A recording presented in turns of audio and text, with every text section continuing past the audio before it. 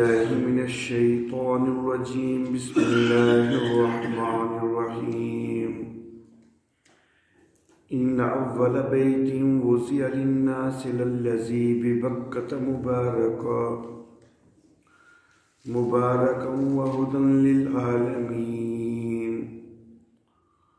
صدق الله مولانا العلي العظيم وبلغنا نبيه ورسوله الكريم. بے شک پہلا گھر جو لوگوں کے لیے بنایا گیا وہ ہے کہ جو مکہ میں ہے، برکتوں والا اور ہدایت والا جہانوں کے لیے۔ محترم احباب، سیدنا آدم علیہ السلام و تسلیمات کے حوالے سے گزشتہ 13 دروس قرآن میں کافی ساری گزارشات میں عرض کر چکا ہوں۔ حضرت آدم علیہ الصلاۃ و تسلیمات کو ایک غالب رائے کے مطابق یہ اعزاز بھی حاصل ہوا کہ بیت اللہ کی بھی آپ نے تعمیر کی اور بیت المقدس مسجد اقصی کی بھی آپ نے تعمیر کی۔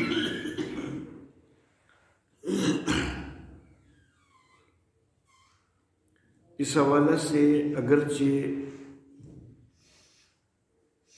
آپ کے نام کے ساتھ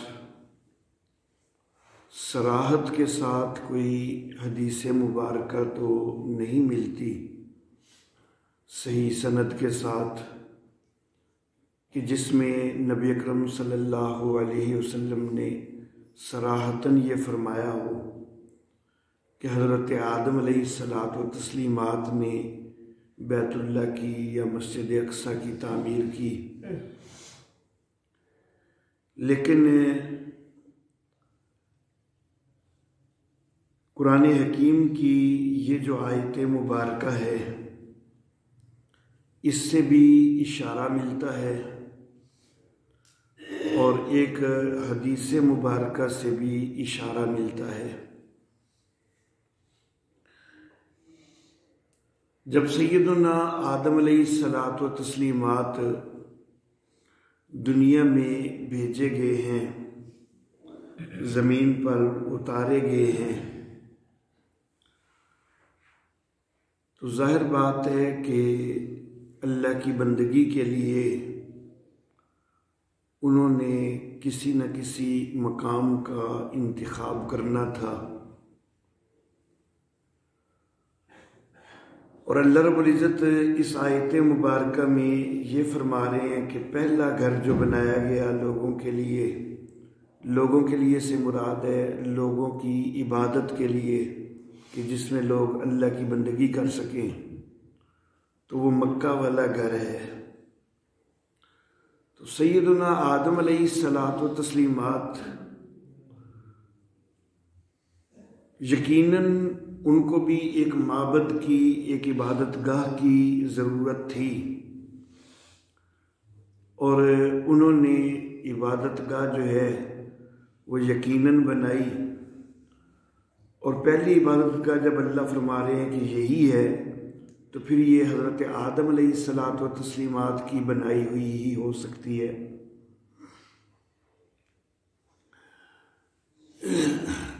بعض روایات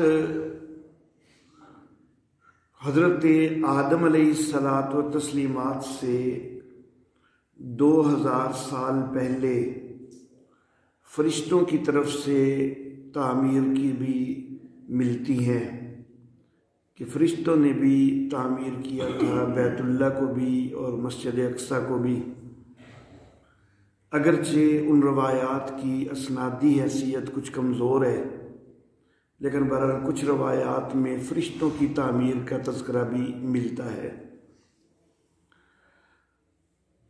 تو ممکن ہے کہ سب سے پہلی تعمیر فرشتوں کے ہاتھوں ہو اور دوسری تعمیر جو ہے وہ حضرت آدم علیہ الصلاۃ و تسلیمات کے ہاتھ سے۔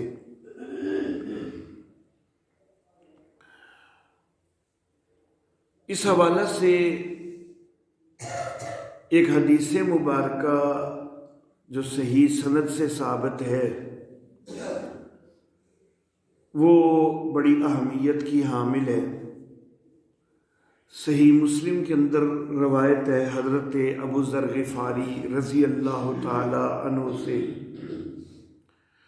قال، حضرت ابو ذر غفاری کہتے ہیں، قلت، میں نے کہا، یا رسول اللہ، اے اللہ کے رسول، ای مسجد وضع فی الارض اول، سب سے پہلی مسجد زمین کے اندر کون سی بنائی گئی؟ قال، تو نبی اکرم صلی اللہ علیہ وسلم نے فرمایا، المسجد الحرام، مسجد حرام بنائی گئی۔ قلت، میں نے کہا، ثم ایو، اس کے بعد کون سی بنائی گئی؟ قال المسجد الاقصی، تو نبی اکرم صلی اللہ علیہ وسلم نے فرمایا کہ مسجد اقصی۔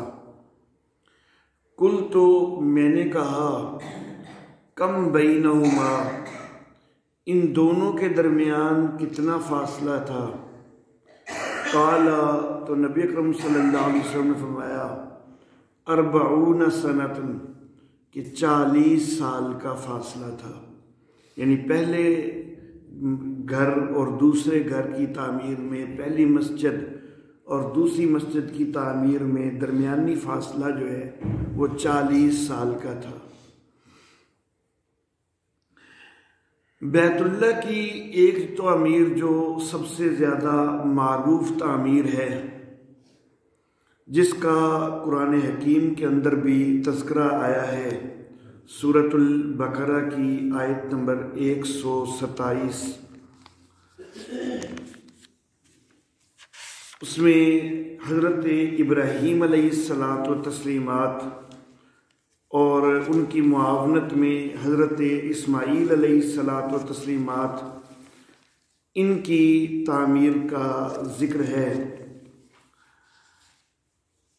سورہ البقرہ کی آیت نمبر 127 میں اللہ فرماتے ہیں، اذ یرفع ابراہیم القواعد من البیت و اسماعیل، جب اٹھا رہے تھے ابراہیم بیت اللہ کی بنیادیں اور اسماعیل، ربنا تقبل منا، تو ساتھ یہ دعا کر رہے تھے، اے ہمارے رب، ہماری طرف سے قبول کر لے، انک انت السمیع العلیم، بے شک تو ہی سننے والا جاننے والا ہے۔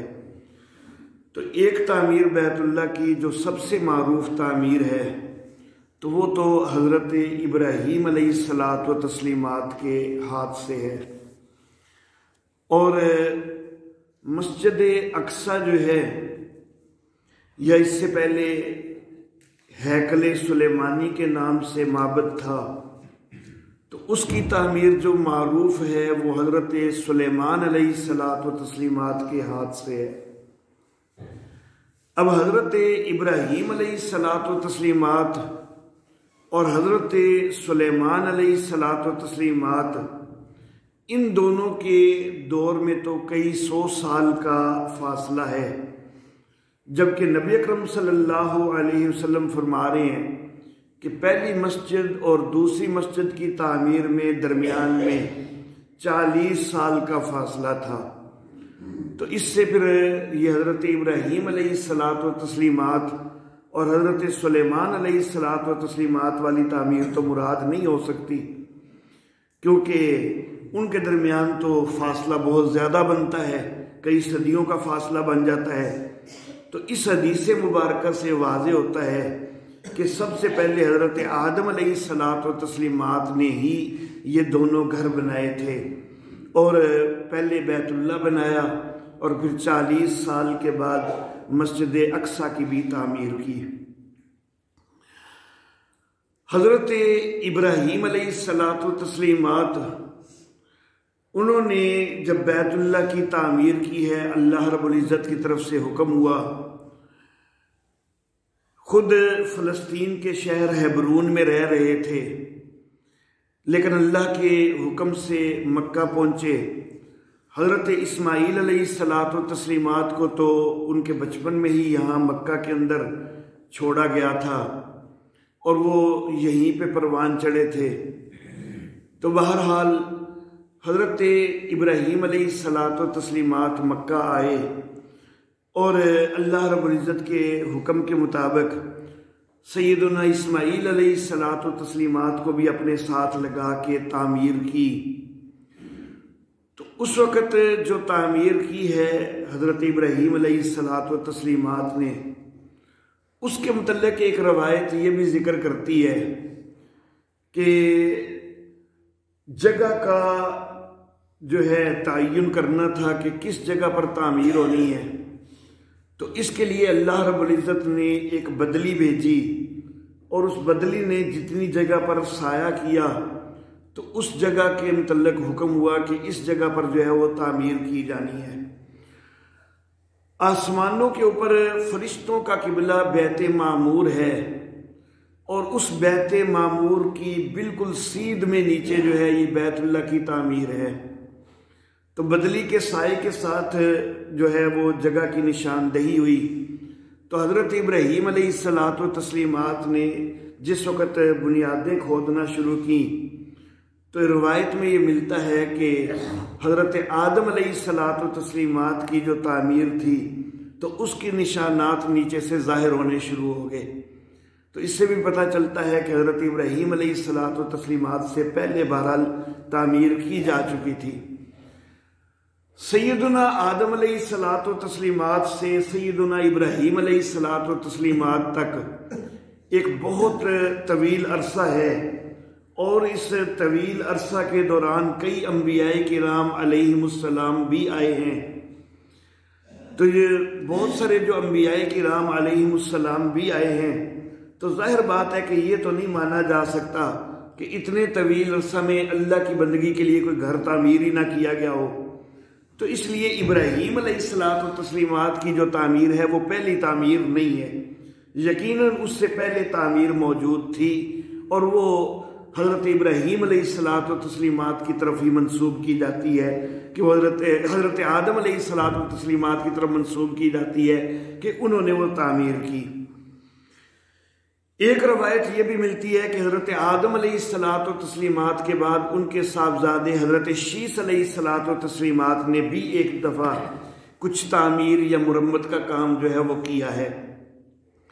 طوفان نوح یا اس طرح کے دیگر حوادث میں پھر یہ تعمیر ختم ہو گئی تھی، مسجد اقصی والی تعمیر بھی ختم ہو گئی تھی۔ تو بعد میں پھر حضرت ابراہیم علیہ الصلاۃ والتسلیمات اور حضرت سلیمان علیہ الصلاۃ والتسلیمات نے ان دونوں گھروں کی تعمیر کی۔ تو بہرحال کافی ساری شواہد ایسے موجود ہیں کہ جن سے یہ چیز معلوم ہوتی ہے کہ حضرت آدم علیہ الصلاۃ والتسلیمات نے بیت اللہ کی بھی تعمیر کی اور مسجد اقصی کی بھی تعمیر کی۔ تو یہ بہت بڑا اعزاز ہے۔ دونوں گھر جو ہیں بڑی اہمیت والے ہیں۔ بیت اللہ اہل اسلام کا قبلہ ہے اور بیت المقدس مسجد اقصی جو ہے تو وہ بھی اہل اسلام کا قبلہ اول رہی ہے اور یہود کا قبلہ وہ آج تک بھی ہے۔ تو بہرحال دونوں گھر بڑی اہمیت والے ہیں اور دونوں کی تعمیر جو ہے اس میں حضرت آدم علیہ الصلاۃ والتسلیمات کا کردار نظر آتا ہے۔ حضرت آدم علیہ الصلاۃ والتسلیمات کے دو صاحبزادے حابیل اور قابیل، ان کا تذکرہ گزشتہ درس میں ہو چکا ہے۔ ایک صاحبزادے اور خاص اہمیت کے حامل ہیں اور وہ ہیں حضرت شیث علیہ الصلاۃ والتسلیمات۔ حضرت شیث علیہ الصلاۃ والتسلیمات حضرت آدم علیہ الصلاۃ والتسلیمات کے تیسرے صاحبزادے ہیں۔ تورات کے بیان سے یہ معلوم ہوتا ہے کہ حابیل کی وفات کے بعد جو ہے یہ پیدا ہوئے तौरात की किताब पैदाइश चौथे बाब की 25वीं आयत में है कि और आदम फिर अपनी बीवी के पास गया और उसके एक और बेटा हुआ और उसका नाम सीत रखा, और वो कहने लगी कि खुदा ने हाबिल के इवज जिसको काइन ने कत्ल किया मुझे दूसरा फर्जंद दिया। तो इन अल्फाज से पता चल रहा है कि हाबिल के मरने के बाद जो है हज़रत शीस अलैहिस्सलातो तस्लीमात पैदा हुए। इब्रानी तलफ़ुज़ जो तौरात के अंदर जिक्र किया गया वो सीत है, सीन या और ता के साथ। अरब लोग जो है वो शीस बोलते हैं, शीन या और सा के साथ। हज़रत आदम अलैहिस्सलातो तस्लीमात, उनकी उम्र का भी तज़किरा है कि किस उम्र में थे कि जब शीस अलैहिस्सलाम पैदा हुए। तौरात की किताब पैदाइश 5वें बाब की 3री आयत में है, और आदम 130 बरस का था कि जब उसकी सूरत व शबीह का एक बेटा उसके यहाँ पैदा हुआ और उसने उसका नाम सीत रखा। तो हज़रत शीस अलैहिस्सलातो तस्लीमात ये तीसरे बेटे हैं हज़रत आदम अलैहिस्सलातो तस्लीमात के, और इनको एक ये खुसूसी अहमियत हासिल है कि हज़रत आदम अलैहिस्सलातो तस्लीमात के बेटों में से ये नबी बनाए गए हैं। और दूसरी खुसूसियत ये भी हासिल है कि बैतुल्लाह की तामीर इनके हाथों भी हुई है। तीसरी खुसूसियत इनकी ये भी है कि इस वक्त जितनी भी नस्लें इंसानी पूरी दुनिया के अंदर मौजूद है, जिस तरह सारी नस्लें इंसानी हज़रत आदम अलैहिस्सलातो तस्लीमात की औलाद है, उसी तरह सारी नस्लें इंसानी हज़रत शीस अलैहिस्सलातो तस्लीमात की भी औलाद है। कहा जाता है कि हज़रत आदम अलैहिस्सलातो तस्लीमात के 40 बेटे और 40 बेटियां पैदा हुई थी, लेकिन उनमें से बाकी सब की जो कोई नस्ल चली तो तूफान नूह के अंदर अक्सर जो है वो गर्क हो चुकी थी। और अगर कोई इक्का दुक्का तूफान नूह के अंदर बचा भी है ना हज़रत शीस की नस्ल के अलावा, तो कोई इक्का दुक्का अगर बचा भी है तो उसकी आगे नस्ल कोई नहीं चली। नस्ल जो आगे चली है तो वो हज़रत शीस अलैहिस्सलातो तस्लीमात की ही चली है। हज़रत नूह अलैहिस्सलातो तस्लीमात ये खुद हज़रत शीस अलैहिस्सलातो तस्लीमात की औलाद में से थे। और कुरान हकीम ने जिक्र किया है कि वजअलना ज़ुर्रियतहु हुमुल बाकीन, कि हमने इस हज़रत नूह की नस्ल को ही बाकी रखा। तो जब हज़रत नूह की नस्ल को ही अल्लाह कहते हैं बाकी रखा और किसी नस्ल को बाकी नहीं रखा, तो नूह अलैहिस्सलाम जो है वो खुद हज़रत शीस अलैहिस्सलाम की औलाद हैं। तो फिर गोया कि इंसानियत जितनी भी इस वक्त मौजूद है तो वो हज़रत शीस अलैहिस्सलाम की भी औलाद है।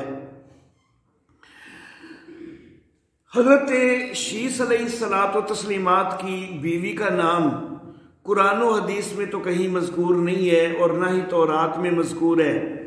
अलबत्ता बाइबल की कदीम तशरीहात के अंदर अज़ूरा नाम मिलता है हज़रत शीस अलैहिस्सलाम की बीवी का। हज़रत आदम अलैहिस्सलातो तस्लीमात की कुल उम्र कितनी हुई, इसका तज़किरा तौरात की किताब पैदाइश 5वें बाब की 4-5वीं आयत में है। और सीत की पैदाइश के बाद आदम 800 बरस जीता रहा और उससे बेटे और बेटियां पैदा हुईं, और आदम की कुल उम्र 930 बरस की हुई तब वो मरा। तौरात के अंदर कई किस्म की तारीफात भी हुई हैं, इसलिए हम 100% यकीनी तो नहीं कह सकते कि यही हज़रत आदम अलैहिस्सलातो तस्लीमात की उम्र होगी। लेकिन बहरहाल तौरात के वो बयानात कि जो इस्लामी शायर के खिलाफ न हो तो उनके मतलब तस्लीम कर लेने का इम्कान बहरहाल होता है। तो इसलिए मुमकिन है कि ये दुरुस्त हो कि 930 साल जो है वो हज़रत आदम अलैहिस्सलातो तस्लीमात की उम्र हुई थी। حضرت آدم علیہ الصلاۃ والتسلیمات ان کی اپنی ایک بہت بڑی فضیلت کہ فرشتوں کے جو ہے وہ مسجود بنائے گئے اور اس طرح ان کو پوری مخلوقات میں سے جو ہے فضیلت عطا کی گئی. تو حضرت آدم علیہ الصلاۃ والتسلیمات کی نسل کو بھی یہی فضیلت جو ہے وہ عطا کی گئی کہ ساری انسانیت کو اشرف المخلوقات بنایا گیا. سورہ بنی اسرائیل میں اللہ رب العزت فرماتے ہیں آیت نمبر 70 وَلَقَدْ كَرَّمْنَا بَنِي آدم، ہم نے بنو آدم کو عزت دی. وَحَمَلْنَاهُمْ فِي الْبَرِّ وَالْبَحْرِ، ہم نے بنو آدم کو اٹھایا خشکی میں بھی اور سمندروں میں بھی، یعنی ان کو سفر کے ذرائع ہم نے مہیا کیے خشکی میں بھی سمندر میں بھی. وَرَزَقْنَاهُمْ مِنَ الطَّيِّبَاتِ، ہم نے ان کو پاکیزہ چیزوں کا رزق بھی دیا. وَفَضَّلْنَاهُمْ عَلَىٰ کثیر ممن خلقنا تفضیلا، اور بہت ساری جو ہم نے مخلوقات بنائی ہیں تو ان میں سے ہم نے بنو آدم کو جو ہے فضیلت عطا کی. تو انسان کو یہ بہت بڑا شرف حاصل ہوا ہے کہ حضرت آدم علیہ الصلاۃ والتسلیمات سے جو ہے جو چیز شروع ہوئی کہ فرشتوں کے سے مسجود بنائے گئے اور ایک عزت اور اکرام جو ہے ان کو دیا گیا، تو اسی طرح بنی آدم کے اندر بھی یہ عزت اور اکرام جو ہے وہ رکھا گیا ہے. حضرت آدم علیہ الصلاۃ والتسلیمات کے حالات و واقعات جو میں نے ذکر کیے ہیں ان میں یہ چیز واضح طور پر ابتدائی دروس میں سامنے آ چکی ہے کہ سب سے پہلا انسان کا جو دشمن ہے وہ ابلیس ہے، اور انسان کی وجہ سے وہ مردود قرار پایا، اور اس کو ظاہر بات ہے کہ غصہ ہے اور وہ انسان کو بہکانے کے لیے کوشش کرتا ہے. لیکن انسان کو اپنے اس سب سے بڑے دشمن کے اوپر غالب آنے کی کوشش کرنی چاہیے. انسان افضل ہے، اور جب افضل ہے تو پھر اس کو گھبرانا نہیں چاہیے، پریشان نہیں ہونا چاہیے. بعض اوقات کئی احباب جو ہیں ان کے اوپر کوئی جنات وغیرہ کا سایہ وغیرہ ہو جاتا ہے، اثرات ہو جاتے ہیں تو بڑے پریشان ہو جاتے ہیں. تو میں ان کو کہا کرتا ہوں کہ بھائی جنات وہ چھوٹی مخلوق ہیں، تم خود اشرف المخلوقات ہو تو تم کیوں گھبرا رہے ہو؟ تو گھبرانے کی ضرورت نہیں ہوتی. وہ ساری مخلوقات جو ہیں وہ انسان کے مقابلہ میں کمزور ہیں، ہیچ ہیں. انسان سب سے اعلیٰ اور افضل ہے.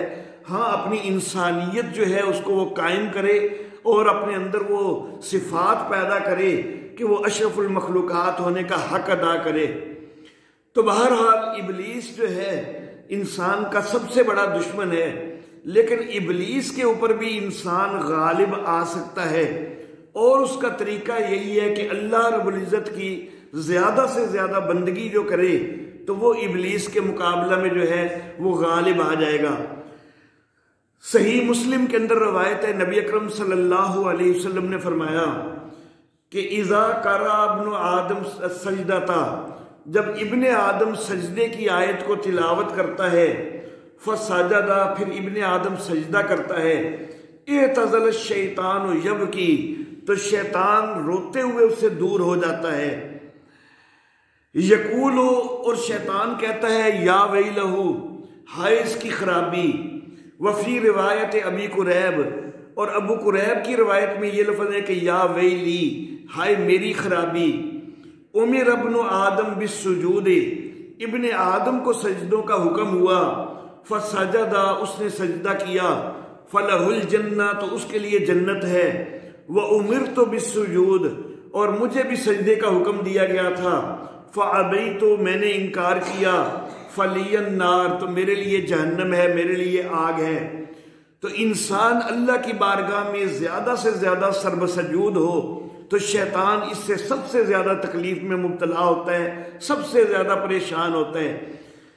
قرآن حکیم کی آیات سجدہ جو ہیں ان کی تلاوت کے اوپر سجدہ ہو یا نماز کا سجدہ ہو، بہرحال کسی بھی سجدے سے جو ہے وہ شیطان جو ہے وہ تکلیف میں مبتلا ہوتا ہے. تو ہمیں یہی چاہیے کہ اللہ رب العزت کی بارگاہ میں زیادہ سے زیادہ ہم سربسجود رہا کریں، تاکہ اپنی شرف جو ہمیں اللہ رب العزت نے عطا کیا اشرف المخلوقات ہونے کا، ہم اس کا حق ادا کرنے والے بنے، اور شیطان جو ہے وہ ہمارے اوپر کبھی غالب نہ آ سکے، بلکہ ہم اس پر غالب رہیں۔ وآخر دعوانا